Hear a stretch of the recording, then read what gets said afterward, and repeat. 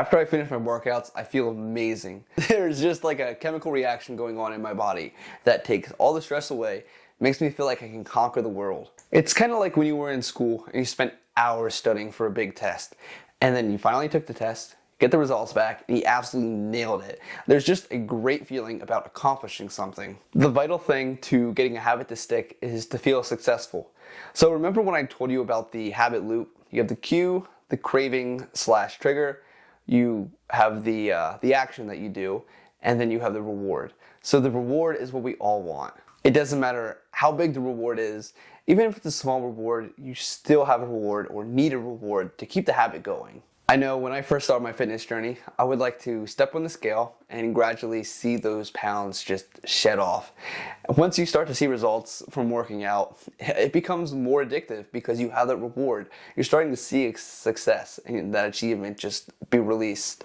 I remember looking at myself in the locker room with my shirt off and thinking, oh my goodness, this is working, Austin. I know it sounds super cheesy and super stupid, but it worked for me. This is why the reward is a key aspect of habit formation. Achieving a reward is what closes the feedback loop and teaches your brain which behaviors to remember for next time. In the first 7 lessons, we talked about how to make your habits easy, obvious, and attractive. In this lesson here, we're going to talk more about closing the feedback loop and how to feel that achievement. There's a pretty interesting story. I believe it was over in Sweden. One of my favorite stories about this is, I think it was over in Sweden, they actually put these little like piano notes on the stairs. So when people went up the stairs, there was like a melody to it. They actually found out that 60% of the people took the stairs compared to the escalator, when before this, it was only 20% that took the stairs. This small little thing that they added made people have a sense of achievement. I know it sounds very stupid, but honestly, little things like this can make a huge impact. This type of immediate feedback is a powerful factor in getting habits to stick. The more immediately satisfying the habit is, the more likely it is to be repeated in the future. There's also another story I read when a college professor, he talked with his hands a lot, and every time he would talk with his hands, the students would nod.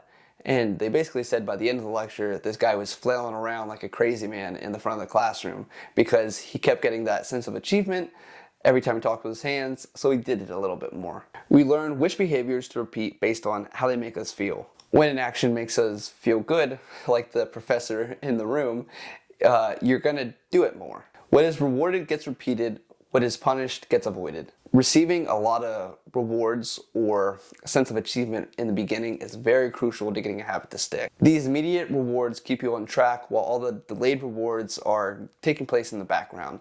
This is why we have so many things within the program to actually give you those positive reinforcements right away. That way you can see yourself working and you're going to be thinking, wow, I'm actually doing really good. And you're going to keep doing this until one day you're going to look in the mirror and think, wow, I'm really glad that I stuck with it.